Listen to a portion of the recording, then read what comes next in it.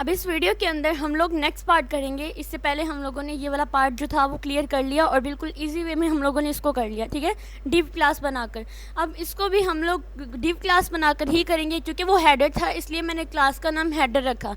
अब यहाँ पर देखें, यहाँ पर क्या रहा है, I am a paragraph, I am inside a row, तो मतलब क्लास का नाम क्या होगा, रो होगा।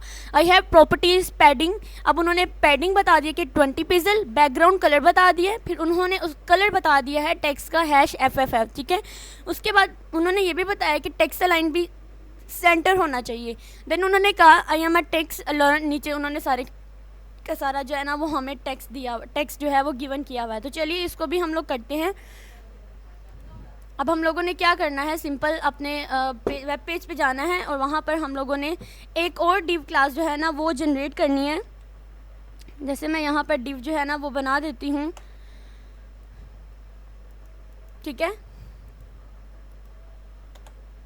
जैसे ही मैंने डिव बनाई, डिव क्लास बनाई,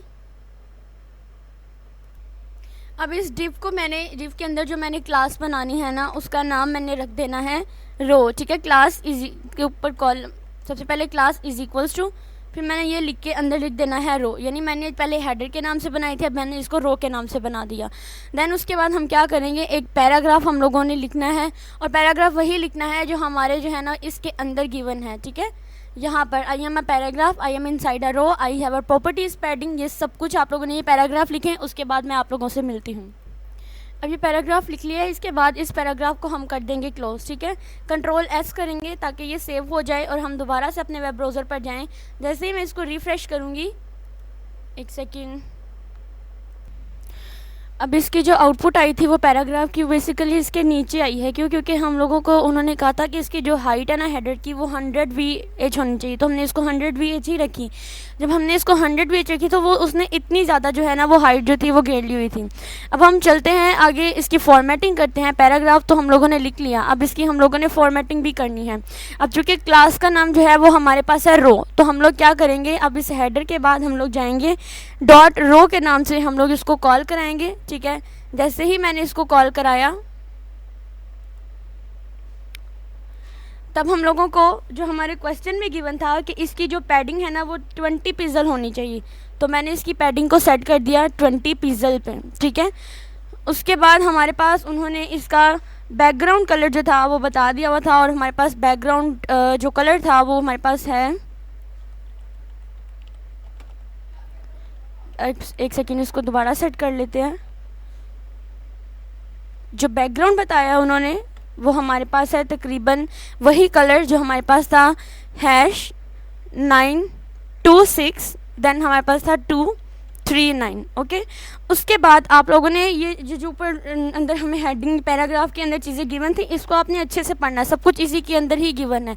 उसके बाद कलर सेट करना है, तो कलर उन्होंने दिया हुआ था #FFF, यानी सब कुछ गिवन होगा, उन्होंने कलर तक सब कुछ गिवन करना है। उसके बाद टेक्स्ट अलाइन था और वो हम लोगों ने करना है सेंटर, ठीक है। देन उसके बाद हम लोगों ने क्या करना है, सेंटर अलाइन करने के बाद यहाँ तक जो है वो मेरी रो का काम हो गया, ठीक है। तो इसको हम लोग जो है वो Ctrl+S करके सेव कर लेते हैं। देन हम लोग जो है वो दोबारा से जाएंगे अपने इसके अंदर, इसको हम लोग रिफ़्रेश करेंगे तो आप लोग देखें कि नीचे जो है ना वो बिल्कुल वैसा आया है जैसी हमारी आउटपुट उन्होंने गिवन की थी। जैसे हम लोग यहाँ पर देखते हैं तो ये देखिए यहाँ पर बिल्कुल ये इस तरह से है। तो जैसे ही मैंने उसको रन किया, ठीक है, रो को कॉल कराया, अपने स्टाइल दिया, उसको सब कुछ दिया, तो मेरे पास जो आउटपुट आई वो कुछ इस फॉर्मेट में आई और ये फॉर्मेट भी सेम वही है जो हमारे पास उसका था, ठीक है। अब हम लोग नेक्स्ट देखते हैं। तो नेक्स्ट हमारे पास जो चीज़ गिवन है ना बेसिकली वो ये सिंपल सी है। तो आप लोग क्या करेंगे, इसी सिंपल से पैराग्राफ को ही आप लिख देंगे। जस्ट आपने इसका बैकग्राउंड कलर जो है ना वो चेंज करना है और बैकग्राउंड कलर इसका क्या है, #F4F4, ठीक है। बाकी सब कुछ हमारे पास सेम वही चीज़ है। तो इसको भी हम करके देख लेते हैं।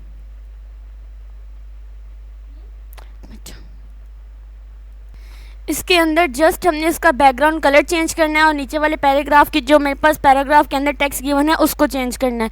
तो आप लोग इसको पैराग्राफ का जो कलर है आपने इसको खुद चेंज कर लेना है। मैं जस्ट आप लोगों को उसी पैराग्राफ से ही इसको समझाऊंगी कि आप लोगों ने इसमें क्या क्या चेंजिंग करनी है, ठीक है। जैसे हम यहाँ पर जाएंगे ना डेव क्लास रो, तो इसी चीज़ को हम लोग यहाँ पर कर लेते हैं कॉपी, ठीक है। इसको मैं यहाँ से कॉपी कर लूँगी और नीचे जाकर इसको पेस्ट कर दूंगी और जहाँ पर कलर बैकग्राउंड कलर गिवन है ये वाला, यहाँ पर मैं लिख दूंगी मेरे पास #F4 F4 गिवन है, ठीक है। उसके बाद हम जाएंगे ऊपर, इस चीज़ को भी हम लोग कर लेते हैं कॉपी, यहाँ पे इसको पेस्ट कर देते हैं। तो यहाँ पे भी सिर्फ हम लोगों ने इस चीज़ को जो है वो चेंज करना है, और इसका कलर क्या है हमारे पास F4, ठीक है। उसके बाद उन्होंने हमें ये वाला जो कलर है वो देखते हैं हमारे पास गिवन है या नहीं। तो आप लोग इसके अंदर देखें, उन्होंने हमें टेक्स्ट अलाइन बोला और ये वाला कलर नहीं बोला, ठीक है। तो ये वाले कलर को हम लोगों ने यहाँ से हटा देना है, क्योंकि हमें सिर्फ हमारा बैकग्राउंड कलर जो है ना वही चाहिए और हमें कुछ नहीं चाहिए। तो यहाँ से हम इस चीज़ को भी यहाँ से हटा देते हैं। उसके बाद हम इसको कंट्रोल S करके सेव कर लेते हैं। देन हम दोबारा से जाएंगे और इसको हम लोग रिफ़्रेश करेंगे। रिफ़्रेश करने के बाद नीचे देखें उसके अंदर चेंजिंग आ चुकी है, ठीक है, वो वाइट आ चुका है। तो सिर्फ आपने इसका बैकग्राउंड कलर है ना उसको चेंज करना है। अच्छा, यहाँ पर इस कोड के अंदर एक मिस्टेक आ रही थी कि हम लोग जो मैंने लिखा था कोड बार बार मेरे पास वही आई जा रहा था। देखो वो दोनों एक ही डिव के अंदर आ रहे थे, ठीक है, एक ही डिव के अंदर आ रहे थे, लेकिन अब वो एक ही डिव के अंदर कैसे आ रहे हैं। सबसे बड़ी मिस्टेक जो यहाँ पर ये हुई है कि यहाँ पर मैंने इस पहले वाले डिव को क्लोज़ नहीं किया। तो पहले वाले डिव को क्लोज़ करना बहुत ज़रूरी था। देन हम कंट्रोल S करके इसको सेव करते हैं, तब ये दोनों चीज़ें ना एक दूसरे से अलग अलग हो जाएंगी, ठीक है। उसके बाद यहाँ पर जस्ट मैंने इसका बैकग्राउंड कलर चेंज करना है, ठीक है, जो उन्होंने मुझे कहा हुआ है। तो हम यहाँ पर जिसका बैकग्राउंड कलर है वो चेंज कर देते हैं, जो कि हमारे पास है F4, ठीक है। उसके बाद उन्होंने ये वाला कलर मुझसे रिक्वायरमेंट में नहीं कहा हुआ, इसको मैं यहाँ से ख़त्म कर दूँगी। देन यहाँ पर कंट्रोल S करेंगे, और अब अगर हम लोग इसको रन करके देखें, ठीक है, इसको मैं रिफ़्रेश करूँगी तो एक सेकेंड, फिर से मेरे पास वही मिस्टेक आ रही है। अच्छा, एक और मिस्टेक ये थी कि हम लोगों ने क्या किया था कि दोनों का नाम रो दे दिया था, क्योंकि दोनों के अंदर लिखा हुआ था I am inside the row. तो इसका मतलब हमें दोनों नाम सेम नहीं रखने, ठीक है, क्लास रो रखनी थी। और तो हमारे पास जब मैंने दोनों को रो नाम दिया तो दोनों ही कंफ्यूज हो गए कि हमारे पास इन दोनों में से आखिर कौन सा है।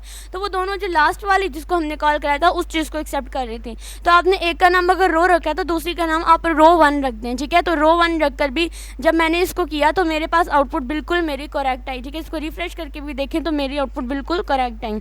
अब हम लोग जो है वो नेक्स्ट वीडियो के अंदर कॉलम्स को देखेंगे, इसमें हम लोग सिर्फ रोज़ को ही देखेंगे। इसमें हुआ क्या है बेसिकली कि सबसे पहले आप लोगों ने डिव क्लास बनाई थी हेडर वाली, जो हमने प्रीवियस वीडियो के अंदर बनाई। अब इसमें हम लोगों ने रो वाली बनाई थी क्लास रो का यूज़ करते हुए, और हम लोगों ने ये देखा कि दोनों को अलग अलग डिव के अंदर रखना है। तो फिर रो 1 और एक का नाम मैंने रो रखा है तो दूसरी का नाम मुझे रो 1 रखना था, ठीक है, ताकि कॉलिंग में दोनों जो है वो कम्प्लेक्शन का शिकार ना हो, दोनों को पता हो कि कौन सा रखना है। तो ये वाले दो अब मेरे पास क्लियर हो चुके हैं। अब इन तीनों को यानी तीनों के तीनों कॉलम वाले हैं, और इसको हम लोग नेक्स्ट वीडियो के अंदर करेंगे।